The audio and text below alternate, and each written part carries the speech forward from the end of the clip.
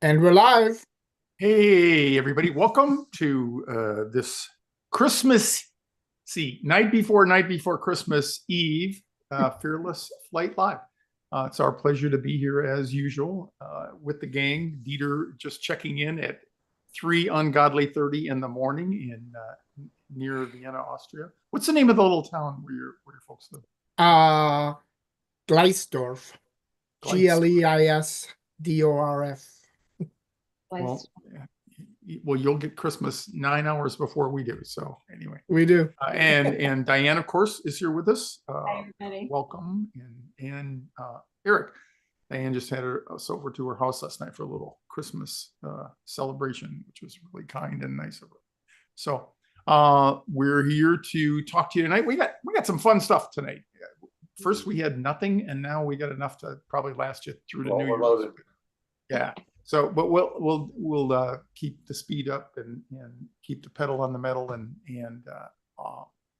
hopefully make it interesting here. So, some kind of a different twist on some of the things that we're doing tonight that you may not have expected from us. So, with that, this is of course Fearless Flight weekly live show that we do on Facebook and simulcasted on Twitter. It'll always be Twitter to me and Zoom, not Zoom, YouTube. So we welcome you. This, of course, is for anybody who's afraid to fly, anybody who knows somebody who's afraid to fly. And according to Jeff Kresnak, one of our followers, he says, you all need this. So we'll just publish that with his good blessings there.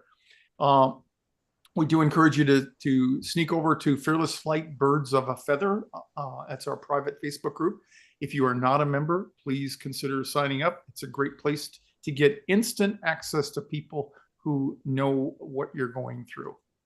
Tonight, we're going to talk about what color is this dress. That's an interesting topic for fearful flyers. We're going to, Eric has a little update on the MH370. That was the Boeing 777 airliner from Malaysian Airways that disappeared back in 2014. And then we got what I call tidbits, and of course, any questions you have, we'll welcome them at any point in time. The first thing, there's a story of a dress. If you just go on the internet and Google the dress, you'll probably come up with this story.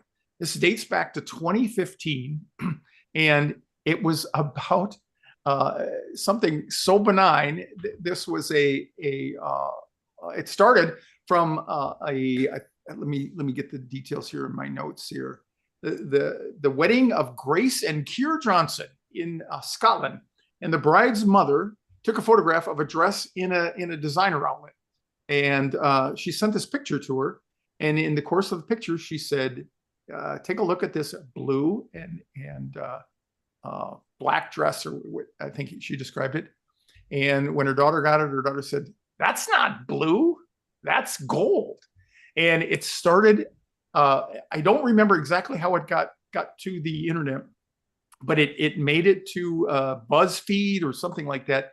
And within 24 hours, it had over 21 million followers in this story. I think it set a record for going viral. And the reason it was so controversial was because different people looking at the same picture saw different colors. And it eventually got picked up by a researcher. And ultimately, they found that 57% of the people who saw this dress saw it as blue and black, while 30% saw it as white and gold. And it highlights the individual differences in perception that were influenced by assumptions about lighting. And it's all about what goes on in the visual cortex of the brain when we have vision. You probably all have heard that, we could put examples up here of words that are misspelled, but you would still get the meaning because your brain fills in the either incorrect letters or missing letters. And that's just one of the many things that came out of this. But I thought this was fascinating. And how is it related to fear of flying? Well, just hang in there. They did brain scans on people who saw the white and gold, and they had increased activity in areas that were linked to higher cognitive functions. So it wasn't just about the color they saw; it had a much deeper significance in their brains, and it's a landmark thing now. It demonstrates how perception influences emotion, because when they saw this color, they were convinced that this is the reality of what they were looking at, despite the fact that other people didn't see the same color. There was a third group, I think it's down in the 20% range or less, that saw brown, I think, and there were a couple of percent that saw something completely different. Some of the conclusions were that as I said, it demonstrates how perception influences emotion. And another thing about it was it shows that misinterpreted stimuli like turbulence or mechanical sounds can amplify flight anxiety. So that's one of the connections that you could take for this. And that's one of the things I enjoy as I have studied neuroscience in an effort to provide more and better information to people out there who have flight anxiety, because there are so many unrelated things what we would think would be unrelated, but they definitely validate why many of you say, I know it's safe to fly, I just don't feel comfortable when I do that. There's a lot going on. And like I said, there are things that were at work in here: perception and subjective reality, the role of cognitive biases, neuroplasticity and reframing, the way our brain changes to accommodate new beliefs and new use, ambiguity and lack of control, it impacts that. And it provides insights of managing our anxiety. And in the area of subjectivity, recognizing that perceptions are subjective can reduce the certainty that fuels anxiety. For example, turbulence feels dangerous to an anxious flyer, but is scientifically known to be safe. It helps you to reframe ambiguity. Just as individuals might learn to see the dress as blue and black through education, which is what some of their experiences were, anxious flyers you can reframe your ambiguity, your ambiguous stimuli, that is turbulence or delays that trigger your anxiety, and understand aviation facts through controlled exposure. And we talk about the exposure being the number one remedy for getting through flight anxiety. Your emotional response, the emotional response to the dress that people saw, and everything from frustration to awe to humor, shows how emotions influence our interpretations of things like this. And managing your emotions through techniques like breathing exercises or guided visualizations can similarly help you out there with your flight anxiety. And why this matters for anxiety management, it shows how perception and cognition intersect to shape our emotional responses. And if you apply these insights to help anxiety or manage your anxiety through these methods: education, disrupting biased thought patterns. We talk about this, disrupting or interrupting your thought patterns, leveraging neuroplasticity to rewire fear responses through practice and exposure. It's a lot of words that just means practicing affirmations. And one of the things that I'm now doing, one of the things that happens in the Fearless Flight Harmonizer, and one of the things that we're now leveraging more in custom guided visualizations. And then the last thing is through cultivating your self-awareness and compassion to combat the feelings of helplessness that accommodate most of your fears out there. So I just thought that would be kind of a fun thing to do, given the so far we the messages back that I've given are gold. So far people saw gold and white on that picture on that dress. Very good, very good. So, yeah, I meant to do that. Thanks, Dieter. I forgot to do that. So how about you guys? Do you see blue or gold, Dieter, yourself personally? the first I saw gold and white. So it's really yeah. And there was another connection that I didn't put down here, and that was whether you were a morning person or a later in the morning person. Oh. And I don't remember which one was which, but the people who saw one color were more early morning risers, and the others were later in the day. It took them a while to get going. It was amazing. Like I said, 21 million people saw this in the first 24 hours. So how about you, Diane? What color did you see? I see gold. I saw the gold. Well, yeah, interesting. And well, we might as well take Eric in the response here. Well, the scary part is when you showed me the slides on the phone and I went over them, it was clearly black and white. And then when I looked at it here on the computer, it was clearly white and gold. So I'm like, uh-oh. Interesting. I may have a short circuit in my brain. Which well, yours might not be as bad as mine because I'm the only one out of the four of us that's all blue. So that's curious. Oh, yeah. Okay, so moving on from that, let's talk a little bit about the mystery of Malaysian Airlines Flight 370. It as of March of this year, it was 10 years ago that it disappeared, and for us, tragically, for the people involved in that, but that got us a slot on ABC's Nightline. And we did a whole thing. We did a class live with them, and then they came out and flew with us. And I still get more probably leads off of the ABC News story that's out there than anything else. It is one of the greatest mysteries of commercial aviation, and it like 9/11, it stopped traffic all over the world. People were concerned about this. So I'll offer this to Eric, and if you want to talk about it a little bit and why this is relevant tonight.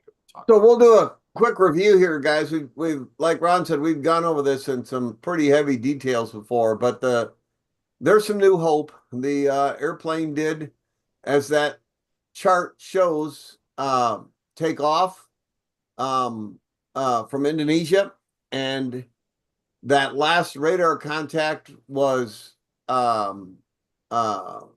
it made a turn, and then there was what they call a primary radar contact with just reflection from the airplane, not responding to any airplane signaling device, and that's where it was lost.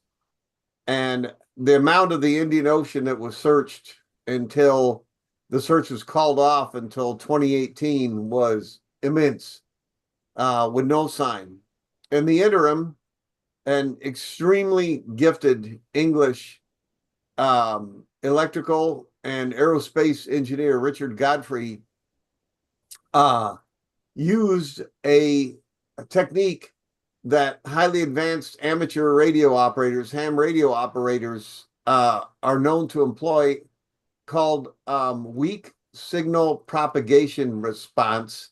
And to save syllables, they use the acronym WHISPER, whereby an airplane with transmitting equipment in it will respond when it goes through existing radio waves of various frequencies.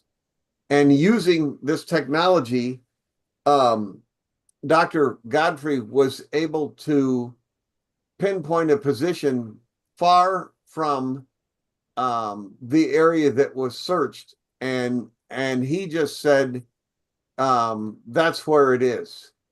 That's where the evidence indicates that it is. Well, other people have looked at this work and determined that, yes, other evidence points to this exact location that Dr. Godfrey is talking about. And a oceanographic and robotic search firm, Odyssey Infinity, out of Texas, I probably beat up their name, is launching a current search where they will only be paid a finder's fee if it works. And they are going to focus on the area that Dr. Godfrey and these others had said, yes, the evidence points to the airplane being here. And this search is in the process of being launched now. Previously, there were some people in Malaysia and other places researching this, and there were some interests that were not aligned with finding the airplane, but evidently everybody is all on the same page now. Ocean Infinity is the name of the firm. Sorry, guys. And this firm is going at their own expense to look in the spot where these experts have predicted the airplane is. And that spot was not in the original search grid. So hopefully down the road here, we're going to hear something, because we know how, particularly for the poor people who lost people on the airplane, but lack of closure, as they say, and for us not being able to answer your questions and replace the stories in your head about what happened is not good either. So we're hopefully this will maybe come to a conclusion here in 2025, and we'll have some answers. And to add to that, you know, just remember when you see something, anything really in the news, you know, the prevalence of conspiracy theories, they run wild in the US, among other places. But consider the fact that, you know, there's oftentimes we don't know what happens. And it goes back to one of the things that plagues a lot of fearful flyers, but it's also a part of all of us, and that is tolerance for ambiguity. We just have trouble accepting the fact that sometimes nobody knows. And just to share some of the things they went through, there was a time when they went through, they looked at the manifest and they saw that there were a couple of people from Russia, and they said, yeah, it was hijacked and made a safe landing in Russia, or they alternate crash sites. There were shoot down theories about that. And they've all been disproven now, largely because of the work of this Dr. Godfrey here.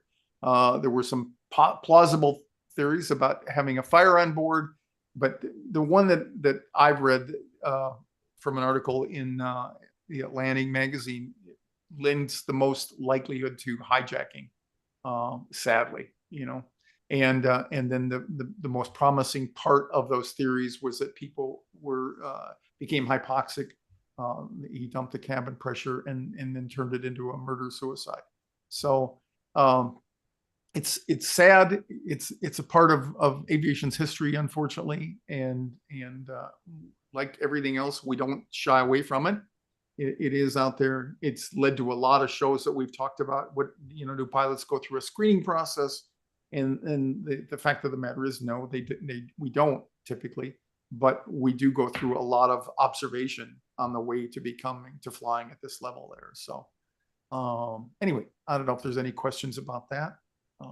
If not, we'll move on to. No, not about the image, not about the flight, but I will say there may be a possibility that devices have some impact on whether people see gold or you know, blue and black.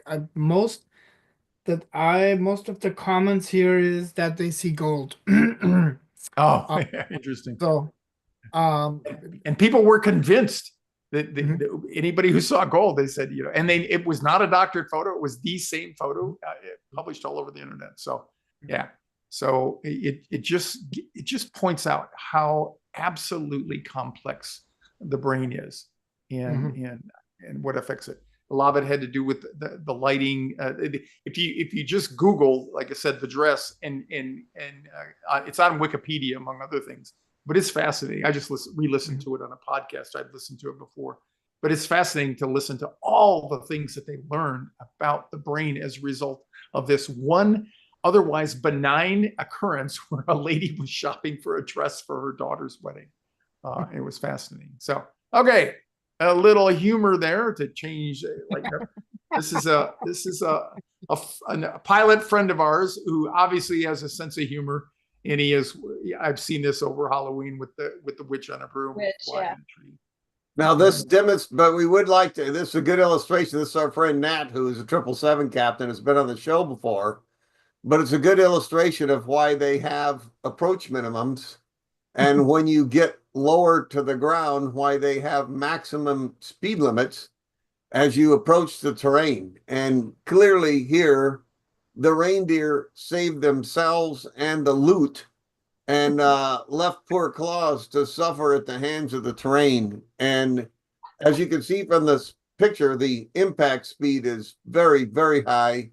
And we're waiting for the NTSB to release a real number with how hard exactly Santa hit the tree and how fast he was going. It's just a word of caution. Do we know And who found the black box? Yes. Yeah.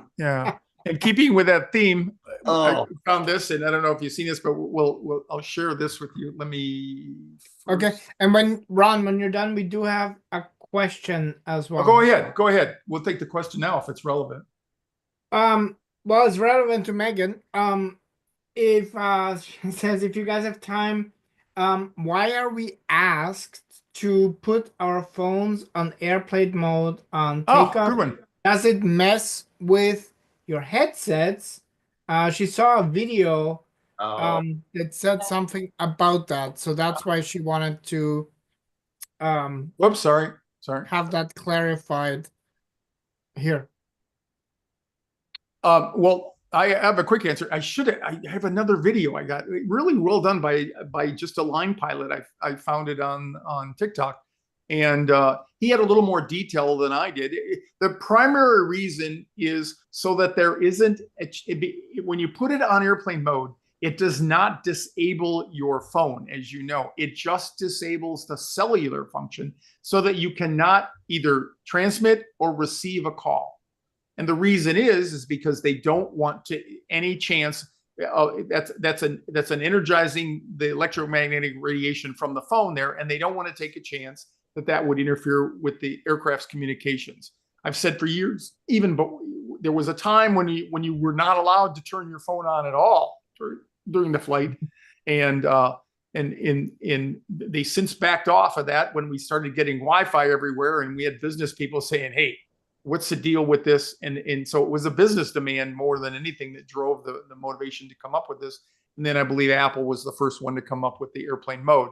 So, and that's another, if you have our Fearless Flight Harmonizer and you want to know whether it's downloaded onto your phone, put it in airplane mode and see if you can play it. If you can't play it, you haven't downloaded the files onto your phone. So that's another way you can check it. Anytime you want to know if there's something that you've got on your phone or you think you've got on your phone and you want to make it available when you're in flight, put it on airplane mode. But basically, airplane mode just eliminates the possibility that you could, or the opportunity to either send or receive a cellular function. All right. It does not affect your texting. As you know, most of the airlines have free Wi-Fi either over iMessage or WhatsApp. And so you can do that. And you can listen to anything, including the Fearless Flight Harmonizer on your phone. Videos, movies, anything like that, audios in flight. So that's my answer. Anything else to add to that, Eric? I just want to jump in and say, I'm quite sure that I've seen of the line pilot talking about that. I have never experienced, nor have I ever flown with anybody who's experienced headset side tone or difficulty. Yeah, that we could attribute to anything. And so I'm kind of looking at that answer with a jaded eye, and our radios in front are shielded very, very well. And cell phone transmitters are notoriously weak. So I can't say it definitively, but I just don't believe that to be correct, not having experienced that, nor ever having any of my friends having experienced what he's talking about. And if you were to look at the airplane in the interior, the inner workings, you would see leading into the cockpit, a bundle of wires that's probably 6 inches in diameter, right? I mean, just tons of wires coming from all different parts of the engines, the lights, all kinds of things in the airplane components, and they come in there, and that just points out, if we were worried about stray electromagnetic radiation, we'd be screwed because we couldn't even operate any of the electronics on the airplane. But they people much smarter than me, electrical engineers, figure out how to shield things and make them work and all that.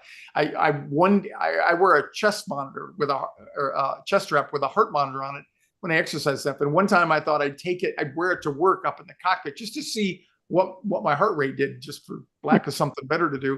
And it was completely zotted. It would not work because of all the electromagnetic interference up there. So the engineers have gone to great lengths to do that. But that's long and short of it is you turn that off so that there's not even the slightest chance of operating in the cellular function when you're on the airplane. So good question. We're required, the flight attendants are required to go around and say, make sure you're, please put your phones in airplane mode. So it's at this point now, it's just not worth it to argue with us, because that's something that we have to do. And frankly, from our point of view in general, should there ever come a time where that becomes more of an issue as far as allowing individuals to have their cellular function on, it's bad enough when people don't pay attention to us, to our safety briefings and everything else, because they have their earbuds in. If we have 100 people or 65 people talking on their phones, I'm just going to give up. I'm just going to throw cans of soda down the aisle and say, just have at it, because we won't be able to hear anybody. No one will be able to hear us, and we won't be able to hear anybody else. So it will be very difficult and very annoying. So I'm hoping it's never allowed in general. And related I think to that, in Europe, yeah. Oh, go ahead. In Europe, there's the same discussion, and they already said there's no way that they're gonna allow conversations like on the phone, even if that airplane mode, is. But I want to say something else. It's actually a great idea to put it in airplane mode, and that's mainly because the cellular module in your phone is constantly trying to check for a signal, and you Where's your battery? Kills the battery. You save yourself a lot of battery power by turning it off. So and just related to that, I was going to say that when they authorized the iPhones to be phones to be turned on in flight, that started a debate as to whether or not they would, and in the old days, reinstall the phone capability in there.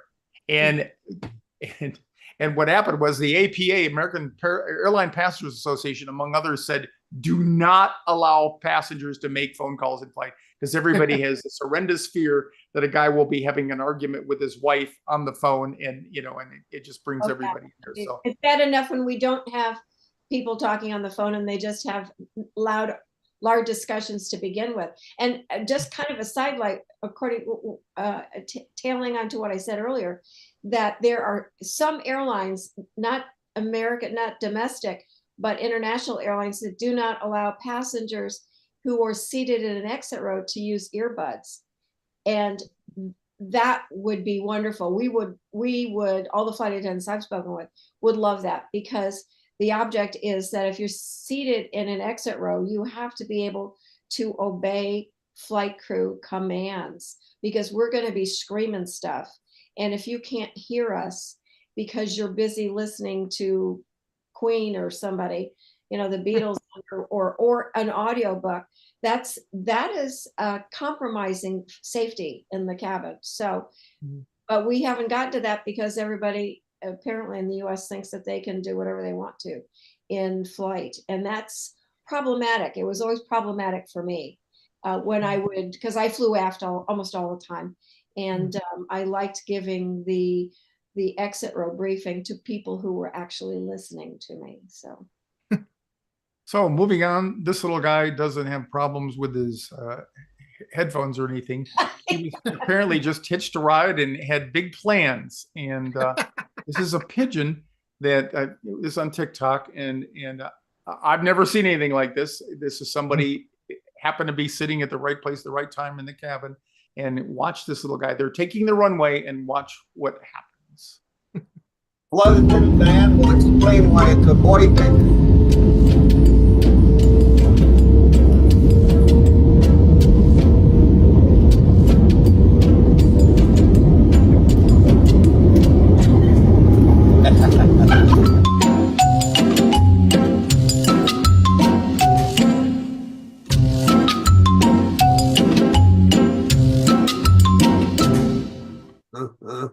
Well, given the absolute calm of the bird, like there was no, maybe he wasn't sweating anything. Yeah. So that's an inspiration for all of you who have a much more secure seat and you're a lot more protected from the wind. we figured that little guy was able to withstand about 30, 40, 50 miles an hour out there, just judging from the position of the airplane and the runway there. So I just thought it was... Diane, why did you say that's a boy pigeon and not a girl pigeon? Oh, I didn't say they were pigeons. I was talking about the reindeer. That was reindeer. Oh, yeah, it was, no, it was a boy pigeon and a girl pigeon. Because I figured a girl pigeon, as soon as the plane probably made the turn and started down the runway, the girl pigeon would have said, "Well, this isn't good," and would have immediately taken off. And the boys are like, "Oh, I wonder who won the football game last night," and wasn't paying any attention, slid right off. I don't know. That was my gut reaction. He was probably an adrenaline addict. Now, we did have the disclaimer in there that says no animals were harmed in the making of this video, but I will point out that right after he slides off the back of the wing in the picture, he enters an area of extreme turbulence far above his rated airspeed, not to mention very, very high temperatures. But we're hopeful that he didn't. And last but not least, there's a little story that I just became aware of about an hour before. One of our fantastic fearless flyers is Susan Migliaccio. Lives up in Boston, and every year, despite my reassurances that she does not have to send us anything, she sends a little gift to myself, to Dieter, to Diane, and Eric. And so about 2 hours ago, I got a text or a message, phone message, through another number that I have, and it was a woman here that lives in the Phoenix area, and she had received a package with some Christmas cards in them from Susan, and it had Ron Nielsen, only my last name was spelled differently. And so she called me up, and so first of all, I met a delightful new woman here in the Phoenix area. And I wanted to do it to say thanks to Susan for all of her care and concern that she shows for us, and for the Christmas gift. The woman's name was Rhonda, and she's already mailed the parcel out, so that I should get it by Thursday or so, we thought. But anyway, awesome. And the irony is her son, this woman's son, I told her about the program and all that, and about using Southwest. And then it turns out her son has been a pilot with Southwest now for a year. And he was a pilot before with Diane's airline, SkyWest. And so I'm looking forward to meeting her and meeting her son sometime, and hopefully just building a little bit deeper friendship. Small world. It's a small world. Yeah. Okay. And then finally, we want to just wish you, went to a lot of trouble to get this silly card up there. We want to wish everybody a Merry Christmas. And Diane has some of the lesser known but important facts about all the other celebrations that are going on right now. So you can say a quick word about that. We wish everyone a happy Hanukkah, which begins on Christmas Day. It happens to coincide this year. And for those of you who ever watched Seinfeld, today is Festivus, which is the celebration for the rest of us. Where among other things, they have, instead of a tree, they have an aluminum pole, I think. And what are the ways they celebrate it? Their feats of strength and the airing of grievances. Airing of grievances. Yeah. So something. Yeah. So anyway, in case you were wondering what you could do today. So thanks. Yes. We will. Yes, the Festivus I see here. Yeah. So thanks to the crew tonight. Thanks to all of you again. This is our last show before Christmas, but we will have one more, and we will do it a week from tonight again to avoid doing it on New Year's Eve in case you have other plans. So thanks for joining us now. Thanks for joining us the rest of the year. Thanks for your support, and just keep flying, folks. Don't give up. You can do this. All right. So have a great evening and have the happiest holidays. Okay. Bye-bye.